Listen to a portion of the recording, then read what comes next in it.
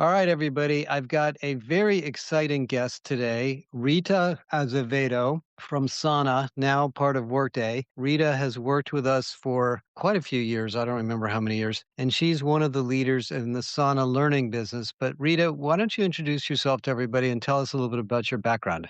Absolutely. First of all, Josh, it's really great to be here. I'm really excited that we get to do this together. But yeah, a little bit about myself. So I actually didn't start in tech. I started in the NGO business, so to speak, and that's really where I fell in love with coaching people and change and learning, and not really like compliance or anything, but doing coaching to people around me. And I think that feeling never left me. So then I actually followed more formally into L&D properly this time. I went back to school and I was working at Klarna at the same time. And this really gave me like the frameworks and the language to articulate something that I kind of felt intuitively, that maybe organizations today approach learning, in a bit of a backwards manner. And yeah, those lessons I took to Klarna as a head of learning a few years later. This was an organization with 7,000 people, 18 markets. So we had to work very fast and we were growing very quick as well. And actually, the fun fact about all this story is that I was actually one of the earliest customers of Sana at the time. So as head of learning, we purchased Sana and I experienced the product as a customer. So it must And have then been a I pretty a small few company when you bought it. Though it was, I think Klarna was client number 8 or something like that. Okay. And Sana was maybe 10, 15 employees. And then actually, when I joined, we were a team of 30. So I also joined very, very early on. And like we're now like 400 people, obviously part of Workday, a big family as well. So it just feels like an incredible journey. And today at Sana, for context, I lead our CX and engagement team. So basically, that's the team that supports with the change management projects around learning once clients become Sana Learn clients, basically. So that's a little bit of what I do today. Okay, beautiful. So you've done learning and development. You've thought about it a lot. You've worked for a big company. Now you worked for a small company. Now you're working for a big company again. Yes, Let, let's exactly. let's talk about the revolution a little bit because we've worked with you guys. I don't know how many years. It seems like a long time now. When did we It is, start? I think, close to 3 years now, Yeah, actually, because you started with our Sana product and then yeah. we worked together on the Learn product. So let me run this by you, and I want to get your perspective on this. I've been doing L&D for probably too long, since the late '90s, and I think the world is beginning to wake up to the fact that this is a revolutionary change in the way we do training, learning, and what I call really business enablement through AI, which we could never do before. This is a $400 billion market. If you look at technology, consultants, trainers, content developers, tools, it's a really, really, really big market and it's very fragmented and lots of niches within it. And then Sana came along. And when I first met you guys, other than you, a lot of people at Sana didn't know a lot about the L&D space. Where do you think Sana is trying to go today? And what would you like to see happen in the market? And then we can talk about all the things you guys are doing specifically. Absolutely. And that's interesting that you said that because that was an intentional decision to only have me knowing a bit about L&D because from the get-go we knew that we were first and foremost an AI company. And I think that in the end of the day we actually entered the world of learning, but really what we're trying to achieve is we are an AI lab and we're built around this belief that we want to be able to augment human intelligence with AI. And that essentially means how can people obtain knowledge, become more effective? And yes, I would say learning is a big part of that. So then closer to 2020, we found a great product fit with Sana Learn, which today has grown into this AI native learning platform. But I think that has been a very conscious choice that we are problem first and not necessarily trying to fit Well, into a let's talk about that. So let's talk about problem first. So it's interesting to me that very early after you guys were acquired, Workday decided to change the name of the product to Workday Learning powered by Sana. not Yes. Sana learning for Workday? I think that is a really good question and actually gives me the chance to clarify as Right. well. So, we have Workday Learning powered by Sana and is getting great momentum, but that side of the business is specifically for Workday customers. So, obviously, we want to be able to use the momentum and the reach that we already have by having a lot of Workday customers. I will say that we still have Sana Learn, and Sana Learn is standalone and is very much thriving post acquisition. So what the Workday partnership gives us is the momentum, the reach, the incredible influence around the world and this industry, but actually doesn't change what Sana Learn is or who it's for. So that actually is where we still very much innovate as a standalone Learn product So built the into product Workday Learning. velocity is on Sana learning, not Workday learning. Right. And then, of course, we have the second for Workday customers. They can Yeah, still benefit from right. Sana Learn, Workday Learning powered by Sana, of course. So what I keep hearing from companies is we already have an LMS. We'd like an LXP. And a lot of people think Sana is an LX. They call it an LXP. We are in the world as well of LXP. We can do that too. So the idea, as I understand it, is all the advanced AI features that are in Sana Learning will become available to Workday Learning customers, and you're not going to make it difficult for them to get access No, to all that cool stuff. no, exactly. Because with Workday Learning powered by Sana, they get what is great about Workday Learning from an admin standpoint, from a data standpoint, Right. but they also get the element of Sana Learn as well on top of it. So that is absolutely And if I'm available not a today. Workday customer, so let's suppose I'm using Yeah. ADP or Success Factors or something, you're going to happily sell me Sana Learning, right? Sana Learn standalone, which Sana yeah, Learn. exactly. Right. So Okay. yeah, so that is exactly the Okay, so case today. let's talk about what it is. So tell everybody about it because I want to hear from your perspective. How do you explain it to people? Because it's not a traditional learning management system. No, exactly. And back to my previous point, we went into this realm of learning during COVID. We helped educate a lot of nurses on actually COVID-19, and that was really how we discovered we can use AI to really speed learning in a more customizable manner as well. So Sana Learn is this AI native learning platform. And the reason I'm using this particular word is that we obviously have elements of an LMS, we have elements of an LXP, we have an authoring tool, we have a virtual classroom. So it's this one-to-one element where you put all in one, and the idea is that it can really allow you to, well, hopefully change the way that you're approaching learning inside of an organization, because when you have all in one together with AI, you get to do things a little bit faster. Maybe you get more time to become a business function, right? Not an HR function. Like Right. all of those things that Right. we know technology can enable HR professionals to do. So that is very much what Sana Learn is today. And we're actually going into an area where, being the AI first company that we are, we know the future is very much a proactive future. I think we were talking about this, Josh, about this element of dynamic enablement, right? I know Mhm. we can go there as well. And I think an element of that is, how do you make something that today is maybe a little bit reactive into something that is very proactive? And I think it's the world that we're seeing is an agentic world. And that's where I think we want to go as well as Sana Learn. Well, I definitely see it, and our vision for it in terms of what we've been working on is to really think of it as a personalized knowledge support system or enablement system that's sometimes used for formal learning and sometimes used for just asking questions and learning Exactly. whatever. But as you know from your Klarna days, the L&D market is filled with people that build courses. Yes, I know. I've And been there. I've been there as so well. what's going to happen to courses? What you tell me, where do you think this is going to go in terms of courses versus content versus experiences versus super tutors? That's a really good question. And I think that I don't want to be the one to say that maybe courses will not have a place anymore, because maybe you work in a business that you need to get information very quick. And I work with companies, for example, they sell cars. They, build and sell cars. So of course, people selling cars, they still need to get information on time in order to sell the car in the best way possible, right?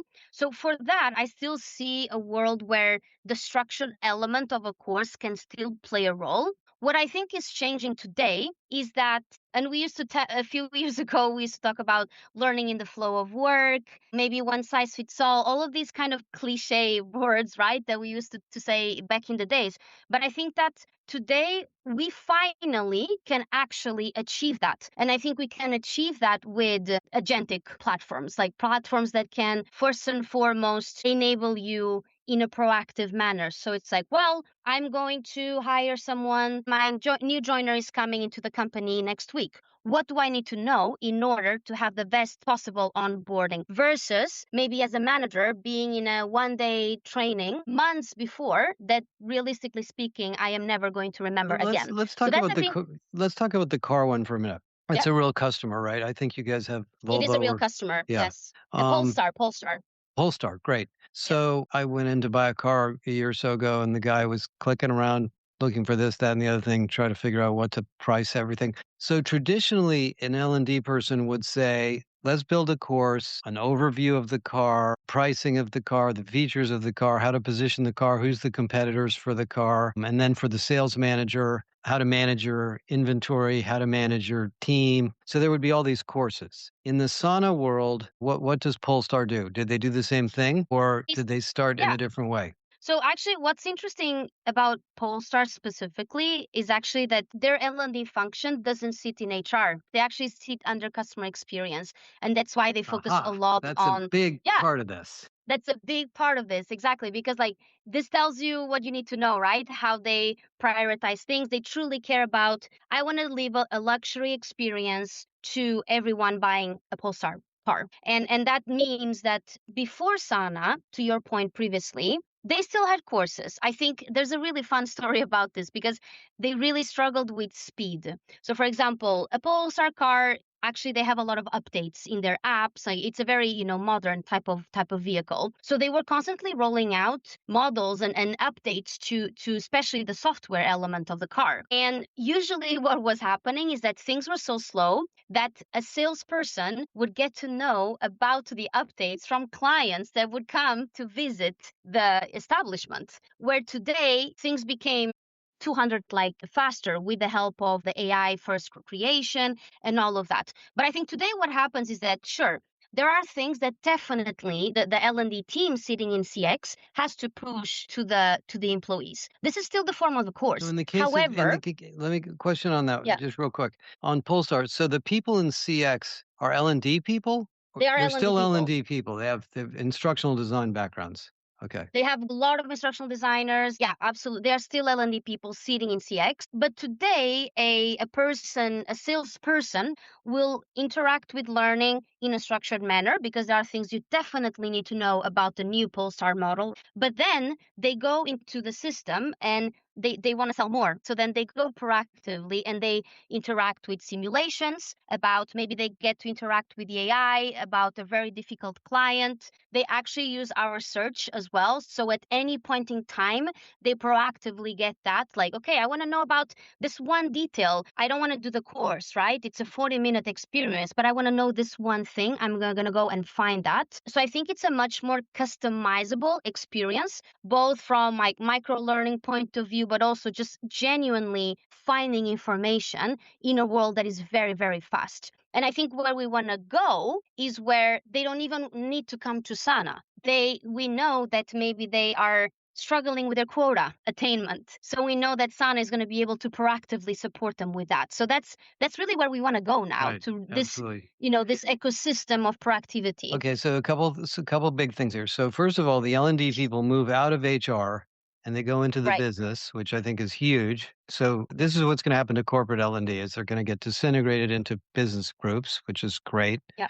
But then the user experience now, I mean, one of the things I've always thought was a struggle with L&D is you have to go to an L&D portal that's only L&D. And you're like, here I am at the L&D place trying to find a Right. course and I don't even know how to get here.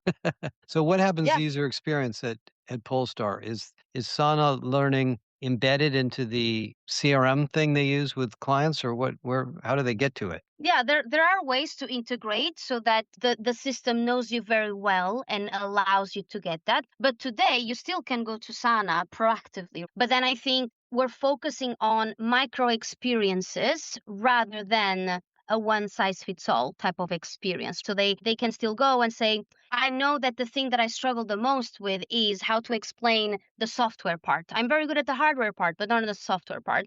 So let's get to that a little And bit that's the more tutor, right? customizably. That's the That's the tutor. tutor. So let's talk So about that's one that. of our Yeah, agents. so tell everybody about that because that's really spectacular. We obviously know a lot about it, but I want people to hear about it. Yeah, you actually use all of our agents Yeah. today as part of Galileo. But yeah, so these are agents that are already live in production, right? And you get to try them. All of our clients do. And we have three agents basically. We have the tutor agent, and that is for the learner. We have the editor, and that is of course for subject matter experts and creators. And then we have the admin agent, and that is really for L&D teams. And I think this follows an ambition that we've always tried to do throughout our history, and that is that we want to put together the best for different personas. So typically, sometimes an LMS is really made for the admin. Let's be honest. So we really wanted to have an experience that is really incredible and luxury for the three main people in L&D and the learner as well. So these agents together, they eventually make L&D teams more efficient because what we're seeing is, okay, with the tutor, that really means that I can ask a question and I can get exactly what is relevant for my situation right now. So you would get a different experience because we're different. We come from different backgrounds and so on and so forth. So it's a very hyper Let's talk personalized about that journey. for a sec because this is very, very profound. So the tutor is in a sense an LLM, as I understand it, Yes. Yeah. that crawls through all of the content in the system, correct? Correct. So if you put in a new course on Tuesday and somebody doesn't even know that it exists, and somebody asks a question Tuesday afternoon, they will see the content from that course in their answer, even though they never registered or took that course. Correct. And they can take it even one step further. They can say, should I build a learning path just for you based on where you want to get?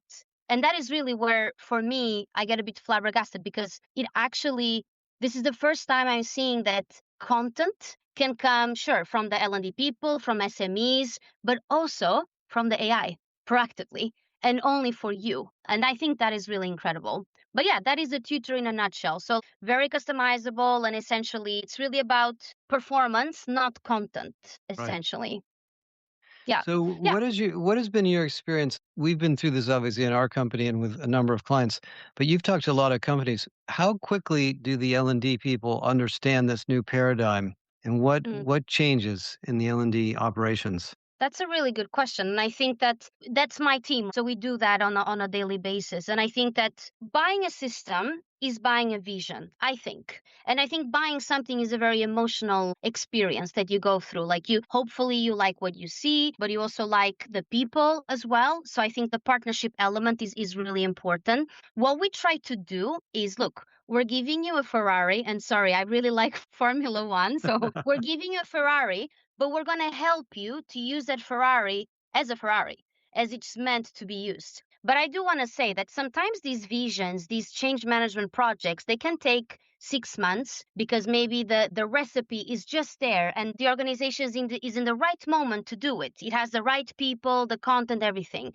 Sometimes it can take 2 years because maybe organizations are very decentralized. You need to go in a phased manner and really You have to help find all to the get. maybe there's 5 LMSs involved in this thing. Yeah. Yeah, Right. exactly. And then maybe L&D, truth be told, is not known for being a business enabler, right? So we also need to help them change the Right. branding inside of the Right. organization too. So that's really what we try to do is like with these three agents, we know you're going to get more time, but what are you going to do with that time? We want them to be. I almost say when I was at Klarna, I would spend 50, even more percentage of my time really going into the heads of business, to the CTO, because of course Klarna is an IT company. Like we used to go a lot for the IT people. So really ensuring that I know what is going on and I am enabling them to get where they want to be in 5 years' time. Instead of saying, okay, we're going to release a feedback course. let's go. And then, have questionable engagement Well, on yeah, that. So, I think your role is so valuable. I mean, you've been so valuable to us, Rita. I can't thank you enough for everything, and you're also so much fun to work with. But this is a new way of thinking about this profession, really. yes. Let me take you in a little bit of a different direction. So, one of the things I've been sort of frustrated with for the last maybe decade is this idea of skills. Everything has to be skills based. We're going to create a skills taxonomy. We're going to assess people's skills. We're going to hire people based on skills. We're going to pay people based on skills. And I've been a little bit negative on it from the beginning because it's a little bit of a limiting concept, but whatever, it's Mhm. big. And a lot of companies have massive skill tagging systems. They have Degreed or something else, or even Workday Skills Cloud, right? Right. Why don't you explain to everybody how skills are handled in Sana? Because it's quite interesting. Yeah, yes. And I think that's a great question because we can support the more traditional, let's call it static for the lack of a better word, right? Skill where you decide what exists and you get to provide content based on that. Because what we're seeing in organizations using the system is that it becomes so dynamic. Sometimes rich organizations where they have 100, 150 subject matter experts who are excited to genuinely build their own legacy. We work a lot with dynamic tagging. So, for example, we have this new experience, it will automatically get tagged into a specific skill. So, that's very like not static anymore. But I think most importantly, and something that we've been playing a lot with too, is where, and this is harder said than done, I will say that, because skills sometimes in LMSs or these talent places, like it's you do these things so you get a skill, but we know that that's not really how skills work. So we really want to have different elements to feed into you getting a skill or not, and that could be structured elements, but most importantly the way that you interact with the tutor, the way that you building legacy. Again, and a legacy, I mean, are you using the system as an editor as well? Are you doing any experiential work as well? Are you interacting with the AI to get more comfortable with your capabilities? So, question for you. So, as I understand it, and you understand it way better than me, there's two things about that I've noticed about it. First of all, it can determine the skills in content through the technology itself. So you don't have to tag everything manually.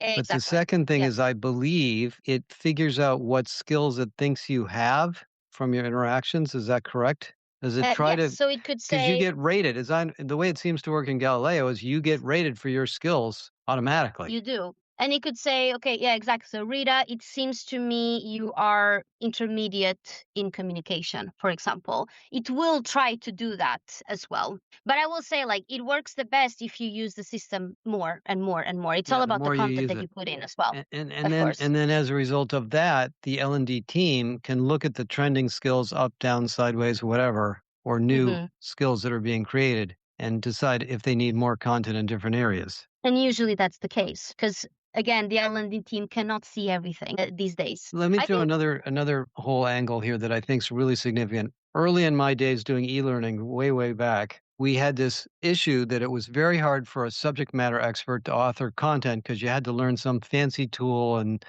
take a yeah. course in instructional design and spend a year just figuring out how to do it. And then there was this explosion of content when YouTube came out where everybody created their own videos and companies literally just took videos and stuck them online. And I remember the Cheesecake Factory had this innovative solution where they basically just created a portal and anybody who worked in any restaurant who had some trick on how to serve a customer could just create a video on their phone and upload it, and they just made it available to everyone. And it was great. People got a Hmm. huge kick out of it, a little bit like YouTube. Now we have the ability for a subject matter expert to literally just record an audio, I guess. Hmm. And so what happens to L&D departments when the subject matter experts can author content so quickly?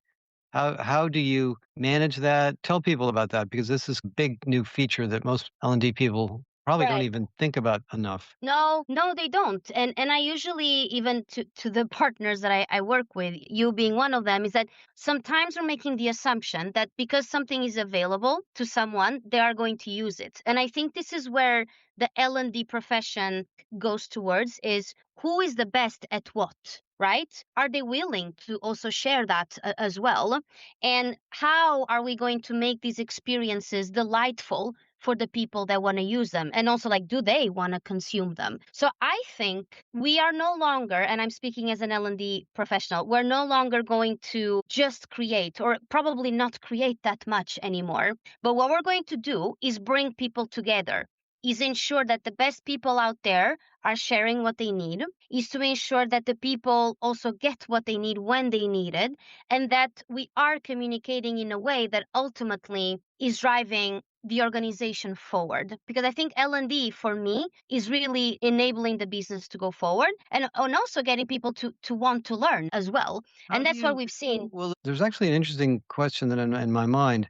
If I think about Rolls-Royce or some of the other big clients we've worked on together, how does an L&D person get a subject matter expert to tell the system what they know? Yeah, I mean, that's I'm a subject matter expert. I could yeah. talk for basically a week and it would barely scratch the surface, and I wouldn't even know where to start. Exactly. So, well, the first thing is to make that subject matter expert understand that the business needs their legacy, needs their knowledge, it needs their expertise. So I would say a company like Rolls-Royce, Polestar, again, all the ones we talked about, they would probably start and say, this is what is available to you, and this is how you can do it. Today, no longer they need to give them, the principles of instructional design, because actually like the edit mode, for example, already is primed to be able to do that. And I think that, I mean, really, we're going back to the principles of change management. It's around building ambassadors. It's around starting with one subject matter expert and say, look at what Will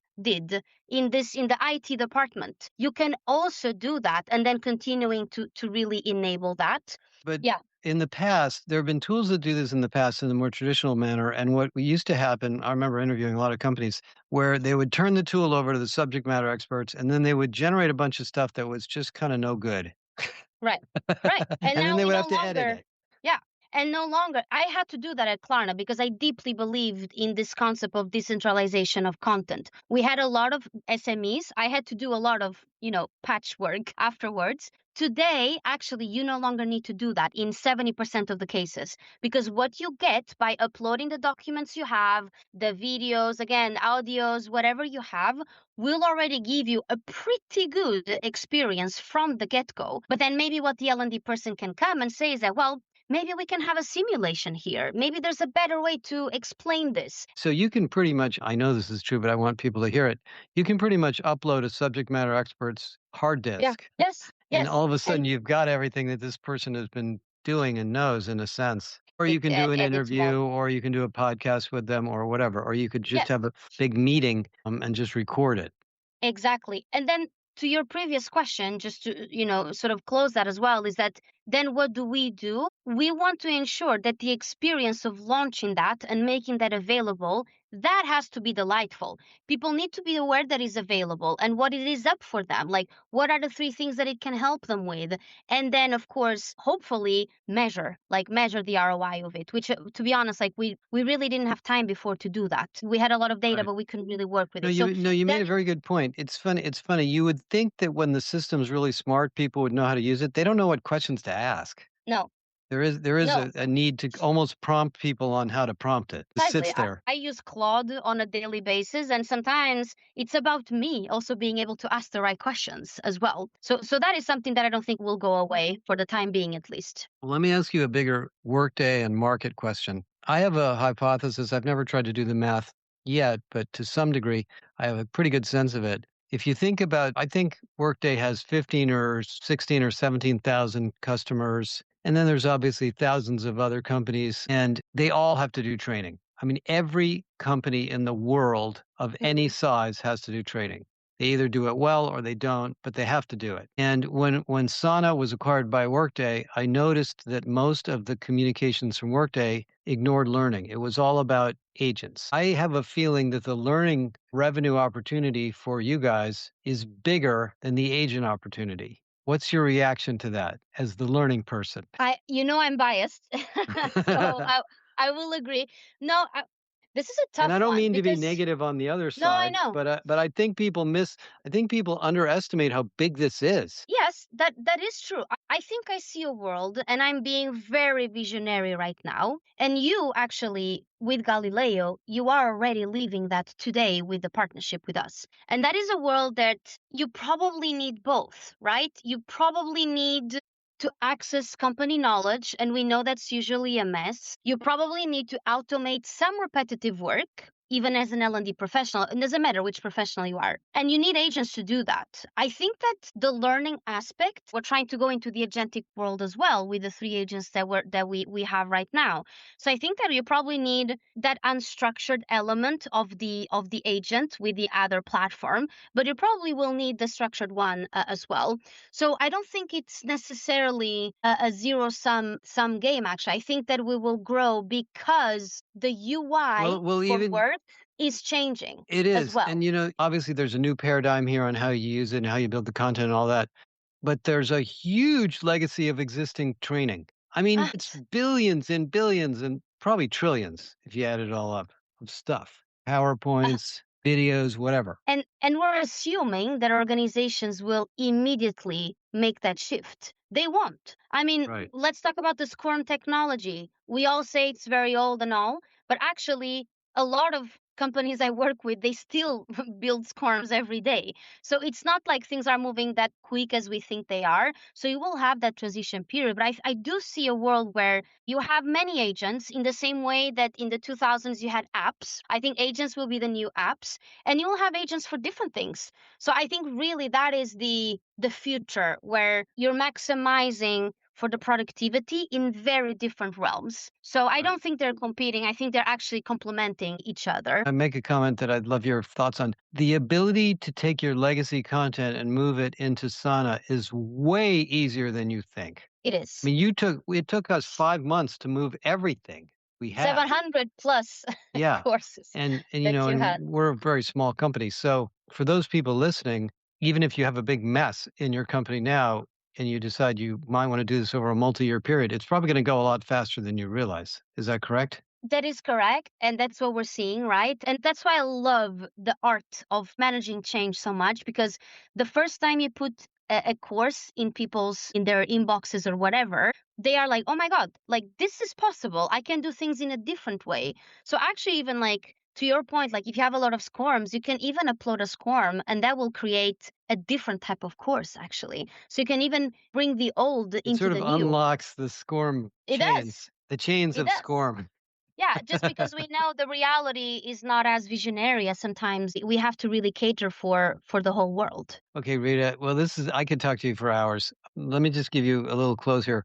What would you say to people that are exploring this stuff and unsure about it and want to get started, other than buy Sana? What are the things that you really think they need to think about to go off in the right direction here? Yeah, so I've been on the other side, and when I was making a decision on a system, I made a lot of mistakes. I remember even I went to Google and I downloaded an RFP template and I sent that to many, many companies out there. And then I realized that the one department I should have talked to, I didn't. And that was the IT department. And they were the people who actually were going to be my biggest clients in the organization. So I would say, like, let go the big list. What do you actually want? And what is the vision that you want to have for your department and the company in 2 years' time? And based on that, make a bet for that. Because sure, I am now in a vendor, but being an L&D professional, a tool can only help you, go. It's an enabler, but it's not everything. So ultimately, what is the culture that you want? What is the vision? What are the things that you actually want to see happening? Given that AI is kind of here to stay, we cannot go around the bush anymore on that. And then make a decision for the future. Because genuinely, and this will sound a bit cliche, but I think the only constant will be change, and you will probably need something that is willing to move with that change as well. That will be my Right. advice, I suppose. Fantastic. That's excellent advice. In this world of reinvention, you better think about where you want to go because you're going to get there a lot faster than you realized. Thank you, Rita, for everything you do, for being such a wonderful person to work with. And I think Sana and Workday are just so lucky to have you. So thank you for participating in the podcast. Thank you. This was great.